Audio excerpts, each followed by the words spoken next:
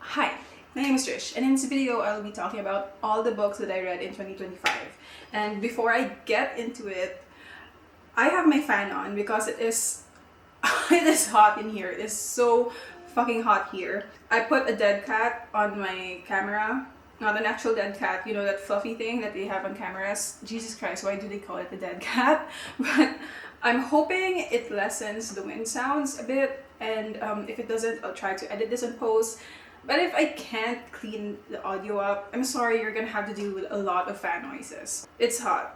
Trust me, I don't look like I'm sweating, but the sweat is there. The sweat is there, it is abundant, and it is gross. But anyway, I read a total of 11 books in 2025. It's not a lot. Not a lot. But the good thing is, out of these 11 books, 9 of them are books that I actually really like. So there's only 2 that I didn't enjoy very much, and the rest of them are good. They're good. I enjoyed them. I had a great time. I'm going to start from the bottom. You can't see it, but I do have the books here in a pile, from the ones I didn't like the most to the ones I like the most. And I think that was a bad idea because now I have to pull the ones at the bottom first.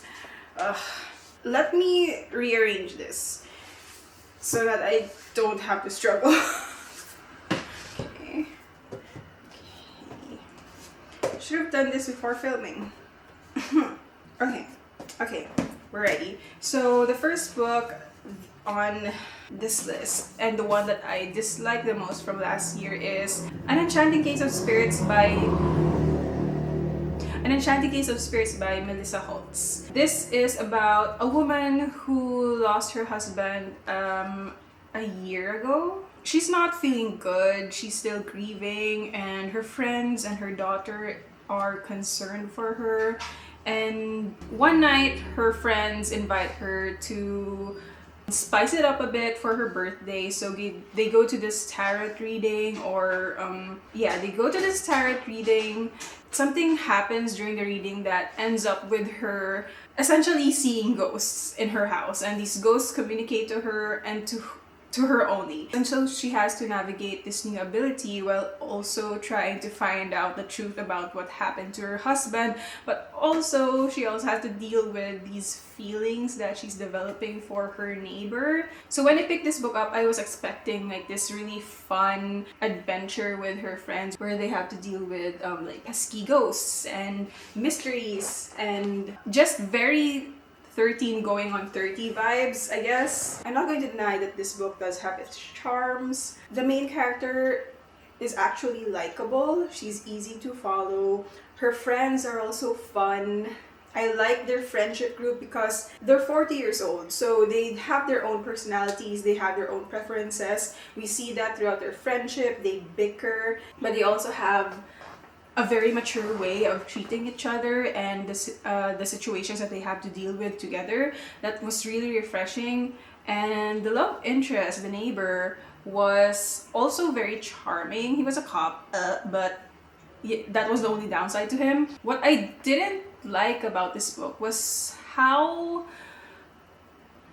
just how long it took. I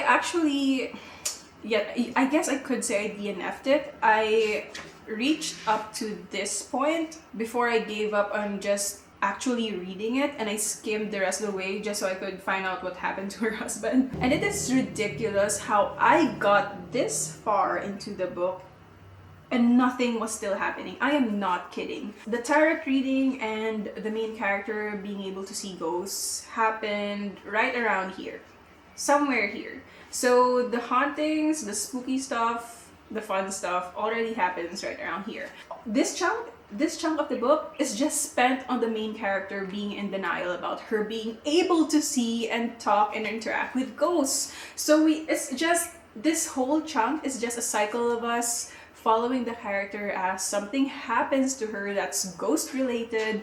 She finds someone to help her cope because she's in denial, and something happens that sort of affirms that, girl, you are seeing ghosts. This isn't a joke. It's just a cycle of that over and over and over again. And I know that seeing ghosts is like, it's a surprising thing. It's a shocking thing. If I woke up one day and suddenly I could see ghosts in my house, I would be shocked too. But come on, this long? This long? I have to follow you being in denial for this long? It was just so redundant. It was so tiring. And I just lost interest by the time that... No, not even by the time that, because even when I reached this point, nothing was still happening. She was still going through her everyday, trying to ignore the fact that she's seeing ghosts, and nothing is moving the story or the mystery forward. So yeah, I didn't enjoy reading it because of that. It's just at one point a book just has to accept that the reader needs to suspend their disbelief, and I was very, very ready to suspend my disbelief just to get this story going. The next book that I wouldn't say I didn't like it. I enjoyed it. But, you know, with this author, it's always a hit or miss for me. I'm never satisfied, and that is Middle of the Night by Riley Sager. Before I get onto the negatives, I want to start with the positives, because Riley Sager knows how to write scary and thrilling scenes. They know how to put the suspense and build it up. They are so good at building up suspense, at making you feel afraid, at painting a scene that is just so disturbing and so strange that it doesn't feel right, but it's so good. Anyway, Middle of the Night is about a guy, Ethan, yeah. We follow our main character Ethan, who goes back to his hometown after years of not being there. The last time that he was there, his best friend Billy was abducted while they were having a sleepover in his backyard. So he was the last one to see Billy alive, and that has haunted him throughout his adult life.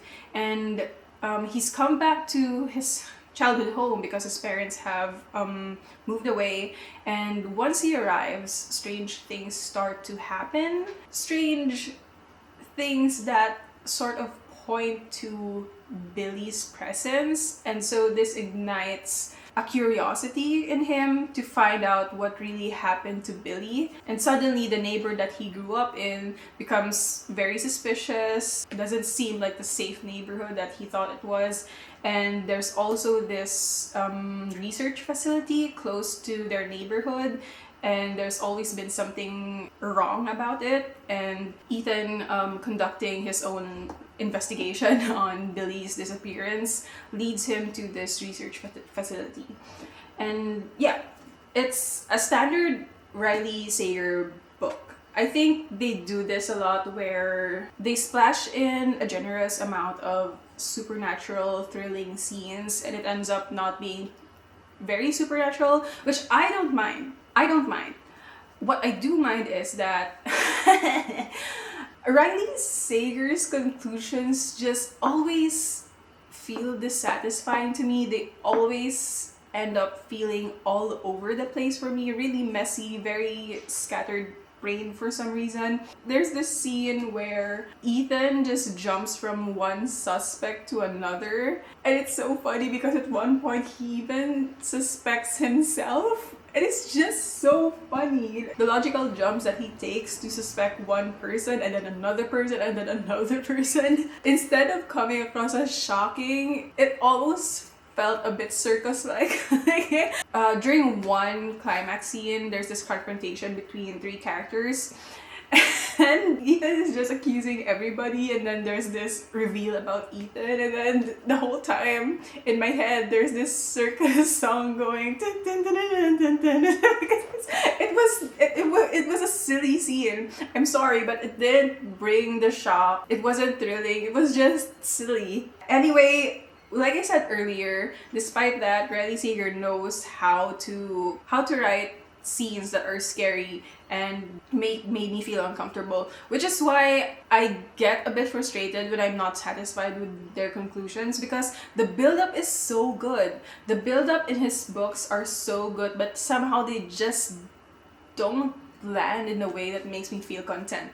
Also, another positive I want to say about this book is that there's a scene here as very much a foreshadowing of what really happened to Billy, and I thought that was just really ingenious. I thought that was creative. You'll understand if you've read the book. So now we're getting into the books that I really enjoyed. And the first one I want to talk about is A Spell to Wake the Dead by Nicole Esperance. So it's about there's three of them. There's this friend group, a guy and two girls. The girls dabble in witchcraft, and they went to the beach to, I think, try out a spell. And it turns out bad because a dead body washes ashore.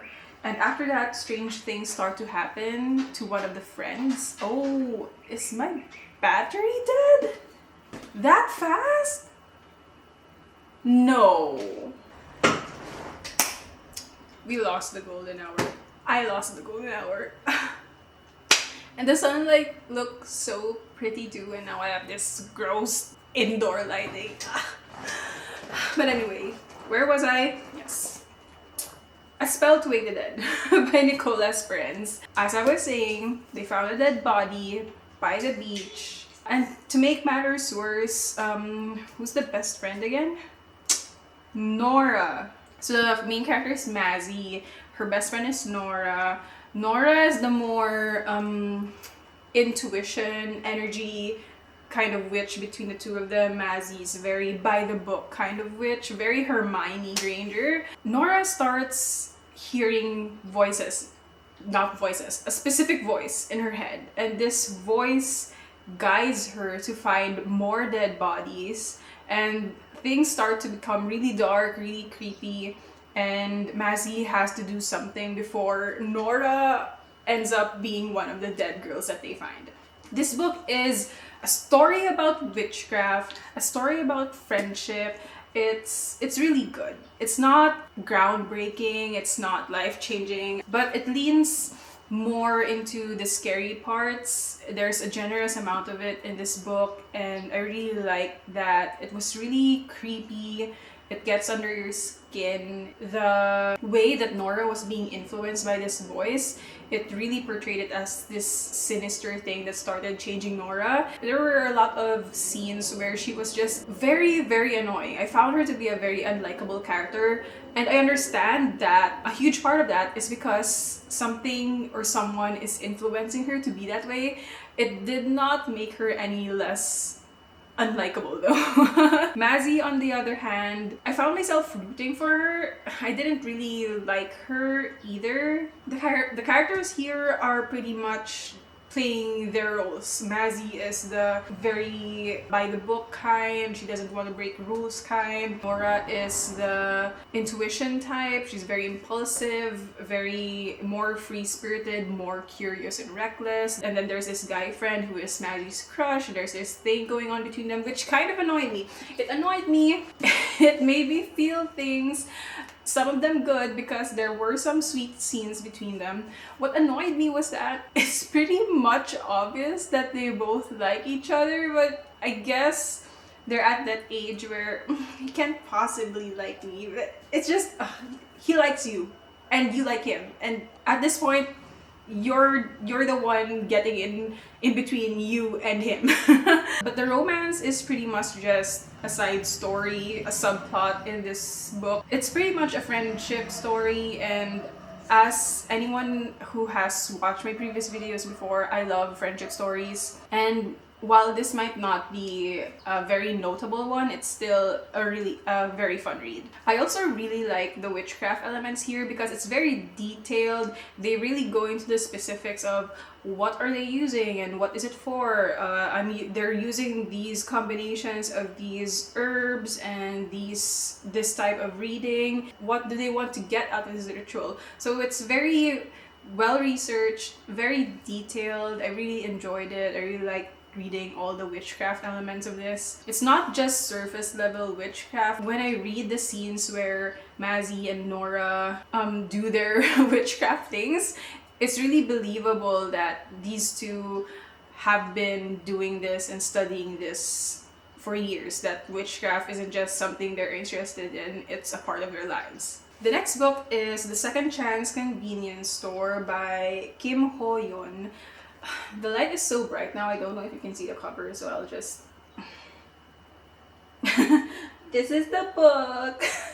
Second Chance Convenience Store is a short story. It's very feel-good, very light-hearted. It's about Dokgo, who is a homeless man. He finds an old lady's wallet. Oh no, he finds an old lady's bag with her wallet and all her other important stuff inside, and he calls her to bring it back, give it back, and the old lady, touched by his honesty, offers him a job in her convenience store. So he becomes the night shift employee there, and he meets all these other people as he works there. And this book is basically us following the characters, actually, not Dokgo. We're seeing Dokgo through these other characters' perspectives and how he has integrated himself into the convenience store, how he has affected them in one way or another. It's really heartwarming, it's thoughtful, and it's not the feel good kind of book where it's all, you know, daisies and rainbows and butterflies. There are some complex, nuanced situations here, and the way that Dokgo talks about these situations with the characters, I think it's very grown up. It's not very black and white. There's a character here where I personally felt very sympathetic towards. And when they were talking to Dokgo about their problems with their son, the advice that Dokgo gave them was not patronizing. It wasn't very, oh, poor you, he shouldn't be doing that to you, I'm so sorry that that's happening to you. He was very grown up about it. He was very straightforward towards her about how he understands where she's coming from, but that she also needs to do this and that. It's not in a very mansplaining way. It's in a very understanding way. I can't say too much without spoiling the characters' stories. Yeah, the way that Dokgo is, it's just very... It's the kind of person who really listens to you and knows what to say to you, but not in a way to appease you or make you feel good about yourself, but they're genuinely listening to what you're saying and they're replying with thoughts of their own. There was one character here that I didn't really like. I thought that her storyline was the least heartfelt or heartwarming of all the characters. I actually think she was a bit of a user. I think she used Dokgo's story to, I don't know, to her advantage, so I didn't really like that. The story it's very light for the most part. But by I think near the end, we start to learn more about who Dokgo is and the past that he had, and it becomes really, really dark in a way that it feels like the atmosphere of the book suddenly changes. It didn't bother me, but it also felt very abrupt. It didn't take away from the book. It didn't make me less receptive towards the story, but yeah, there's an abrupt tone change by the last 1/4 of the book, I would say. So that's all I have to say about it. It's a good read. It's a lighthearted read. The next book is Never Whistle at Night. This is an indigenous dark fiction anthology edited by Shane Hawk and Theodore C. Van Alst Jr. That cover is gorgeous. It is absolutely beautiful. So this is a collection of horror stories, dark fiction anthology, not horror stories per se. Dark fiction by indigenous authors, and it is good. It is so good. What I really love about horror or dark fiction is how each person has their own perception of what is scary, and for an author to be able to write that and portray that in a story, it's just so good. There are many scary stories here, but there are also a lot of stories that just made me feel angry. To be honest, it made me feel angry because the stories were angry. Many of the subject matter here deals with colonization, generational trauma, the legacy and repercussions of colonization, even through generations and decades and centuries. You know, reading this, it's not possible to not be angry. It's not possible to not feel the way they feel towards seeing how their people are being treated as tokens of this lost culture when they're still there. These indigenous people are still there, they're living, they're not relics, and yet people, a majority of the population, treats them as relics. And there are lots of stories about identity and culture, how it can be a very confusing thing to feel lost in one's identity, about not feeling indigenous enough. There's also stories about how they don't feel indigenous enough because so much has been taken from them. The horror is colonization. I'm not even kidding when I say that. The effects and the legacy that it has left, it's so horrific that it really is the scariest thing. But aside from that, other stories, many stories here are also about their folklore, about urban myths. I can't go into each story because I'm going to be honest, I can't remember all of them because I started this very early in the year and I finished it in November because I was in a really bad reading slump. But it's a really, really solid anthology. Each of the stories have their own unique tone, their own unique writing style. It's gripping, it's beautiful, it's just a really, really good collection of stories. The next book in this list is Build Your House Around My Body by Violet Coppersmith. So this is a generational story that spans decades. It involves 3 women and all these other characters that are interconnected. And when I say interconnected, I mean interconnected across all these generations and years. One of the main characters is Winnie. She is Vietnamese American and she moved to Vietnam to teach, but she feels lost because this isn't what she wants to do. She doesn't know what she wants to do. She doesn't know who she is.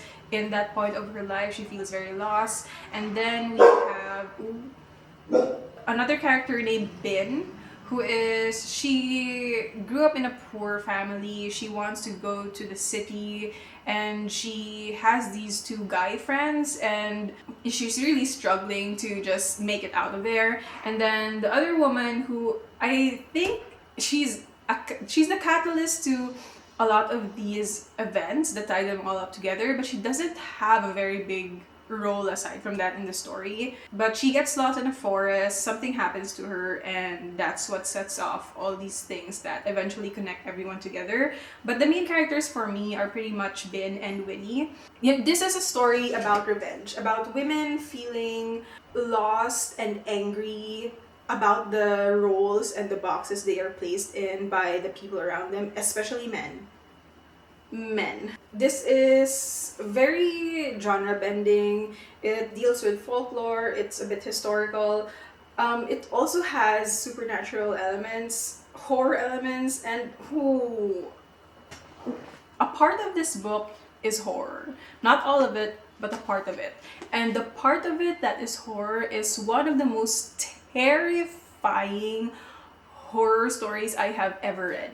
Ever.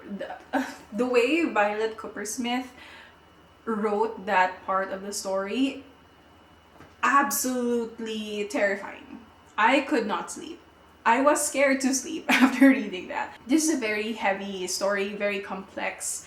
It deals with a lot of things, a lot of histories. Like I said, a lot of characters that are connected to each other. And I think one of the interesting parts that I really enjoyed was how they were all connected to each other. Like, you read one chapter, it's about this character, and I realized that, hey, this character was this character. And it's just, the connections are prominent, they're clear, and sometimes I have to admit it does come across a bit funny how all of these people are connected, but at the same time,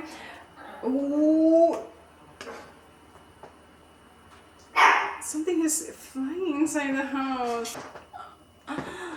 My camera died twice. At this point, it's like the universe doesn't want me to film. But I'm going to continue. I am going to film and post my videos on time. No one's going to stop me. The good thing is now that it's night, there is cooler. I can turn my fan off, so no more wind noises. As I was saying, this book is genre bending, so it's going to put you through a lot of emotions, guide you through a lot of stories, introduce you to a lot of characters. And for me, it all comes back to Winnie and Bin.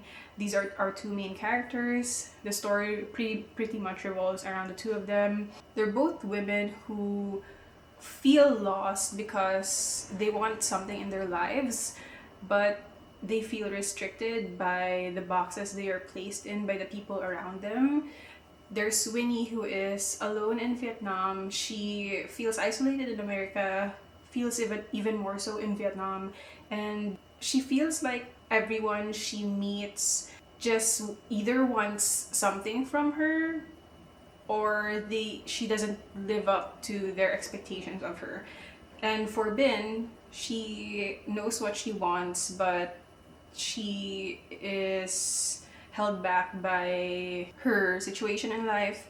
She has two friends, these two men who they think they're doing what's good for her or supporting her, but really they're just trying to mold her into the woman they want her to be in their lives.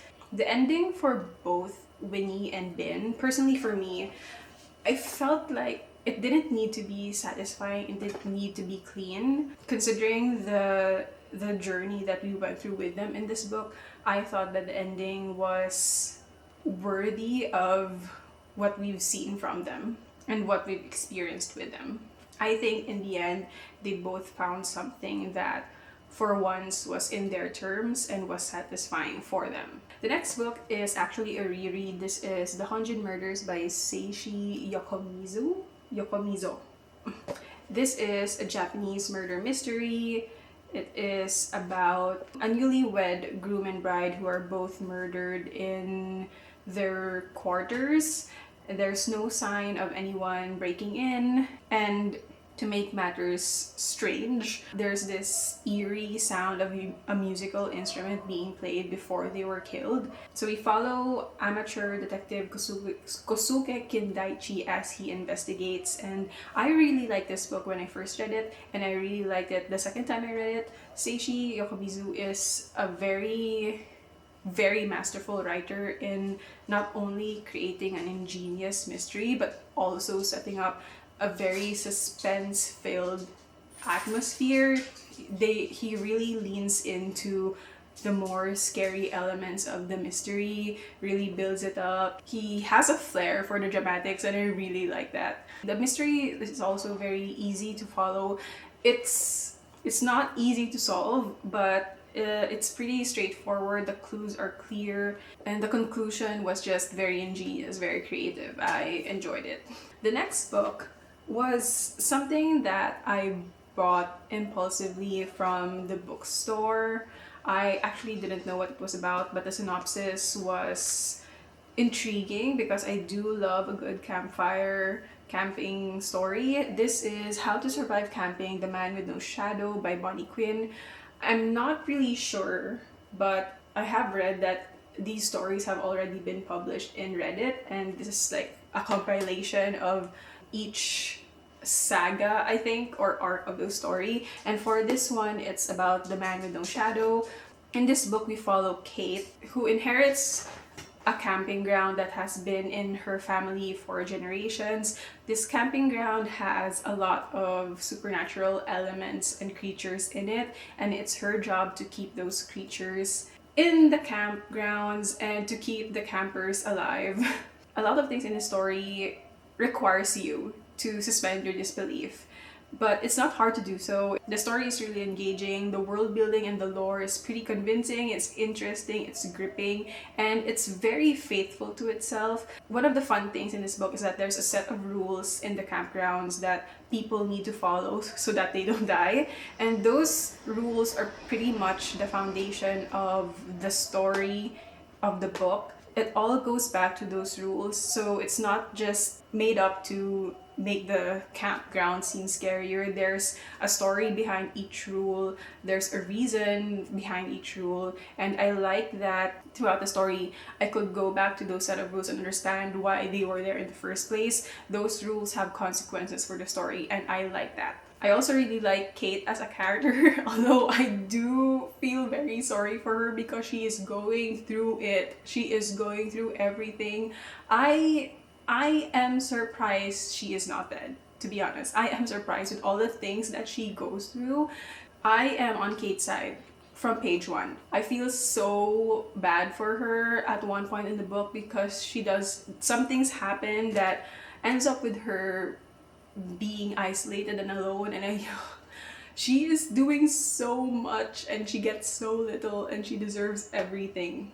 The book, aside from having horror elements, it also has a lot of gory scenes. Not too much, but they're explicit. There's also a lot of deaths. It's very generous with its deaths, so don't get attached with characters. And the horror supernatural creatures themselves, they have their own personalities, they have their own lore, and it was really fun to read. It was really interesting. It added a lot to the story and the world building. It's just, I was surprised with how much I love this book. I read it in 4 days, like just straight, and I had a fun time. So fun, in fact, that this is actually number 3 in my top 3 of the books that I read in 2025. And now that leads me to number 2. The number 2 spot for last year's books I read is Even Ducks Get Liver Cancer and Other Medical Misadventures by Dr. Wilfredo Lianco. This is one of the funniest books I've ever read in my life. One of the funniest books I've ever read in my life. Dr. Lianco has a way with humor that's just so natural. You know how funny people can just say the simplest, most mundane things in a way that just makes it sound so funny? That's the way that he writes. It's clear that he's not even trying to be funny, he's just funny. This is a collection of his experiences going through med school, internship, fellowship, and finally starting his own practice as an oncologist. It is a wild ride. It is a wild ride. And before I get into the parts that I really like, I do want to get a bit serious because as much as this book is so funny, it's also very thoughtful. I like how well Dr. Lianco portrays doctors as humans. I know that sounds very cliche, but at least for me personally, when I see doctors, I see professionals. I see people who appear undeterred by their jobs. I don't see the stress, I don't see the anxiety that they have every day. And Dr. Lianco portrays that so well in this book. He writes about himself in a very self-depreciating way. He doesn't say he's smart. He basically portrays himself as a med student who barely got through med school. He doesn't paint himself as this excellent doctor, this overachieving doctor. I'm reminded of a video of this veterinarian who had to Google something about a patient's dog, and that's pretty much the way Dr. Lianco portrays himself and his colleagues in this book. They're humans. They're not godlike creatures who are infallible.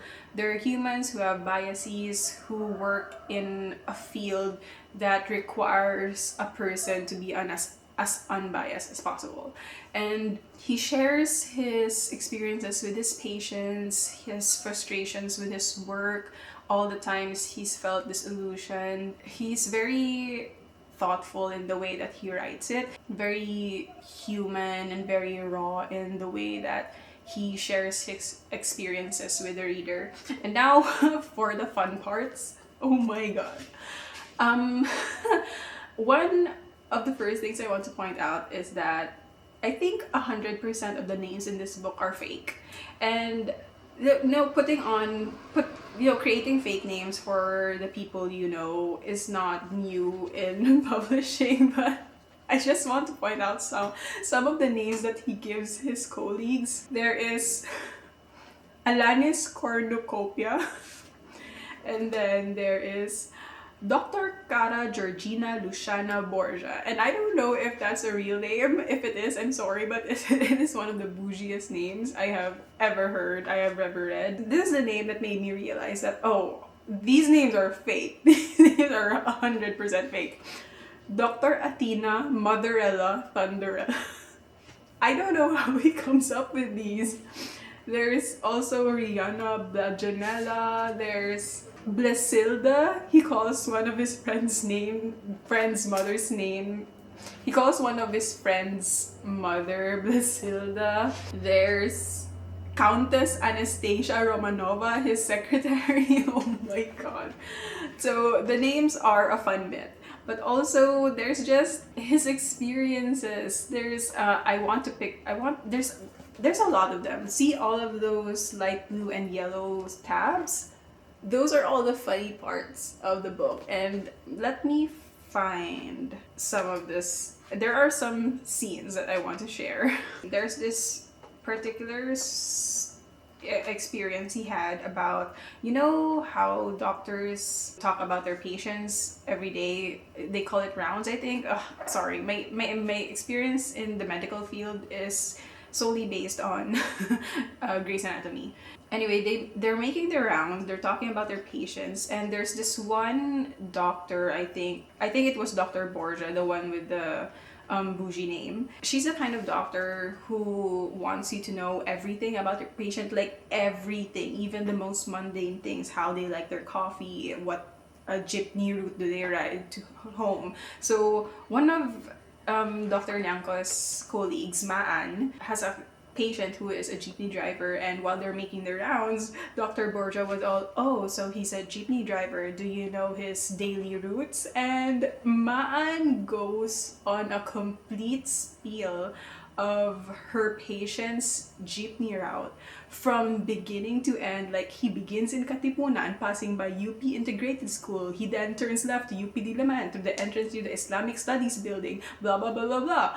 After completing her virtual tour of the UP campus with Mang Romulo parking his brown roof jeepney in front of Vinson's to wait for passengers, Maan curtsied and waved to the crowd. Everyone, including Mr. Romulo Razon himself, clapped and cheered. Like, it's just the way he sets up the scene of what's happening to him and his colleagues. It's just so funny. There's also this one patient who has breast cancer, and basically her bones are so brittle that any physical activity is dangerous for her. And she sits down and asks Dr. Yanko, can I still have sex? Because her boyfriend is coming home.